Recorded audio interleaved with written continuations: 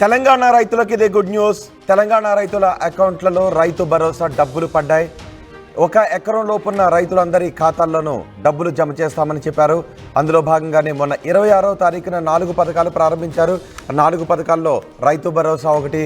రైతు భరోసా డబ్బులు తర్వాత నుంచి రోజు విడిచి రోజు రైతుల అకౌంట్లలో జమ చేస్తాం. మార్చి 31 లోపు మొత్తం రైతులు అందరి ఖాతాల్లోనూ డబ్బులు జమ చేస్తామని చెప్పారు. ఇప్పుడు 1 ఎకరం లోపున్న రైతులు అందరి ఖాతాల్లోనూ డబ్బులు పడటంతో రైతులు ఆనందాన్ని వ్యక్తం చేస్తున్నారు. ఆ స్క్రీన్ షాట్స్ని షేర్ చేసుకుంటున్నారు. సుమారు 17 లక్షల మంది ఎకరం లోపున్న రైతులందరూ ఉన్నారు.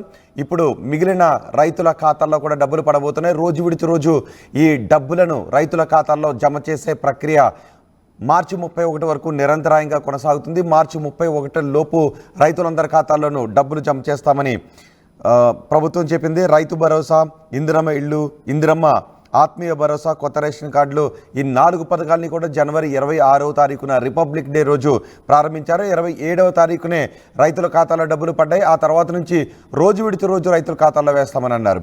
మొదటిసారి 26వ తారీఖున పథకాన్ని ప్రారంభించినప్పుడు మండలానికి 1 గ్రామం చొప్పున సుమారు 563 గ్రామాల్లో ఉన్న రైతులకు ఈ డబ్బులను జమ చేశారు. ఇప్పుడు 1 ఎకరం లోపున్న రైతులందరి ఖాతాల్లోనూ ఈ డబ్బులు జమ చేసే ప్రక్రియ పూర్తయిందని చెప్తున్నారు.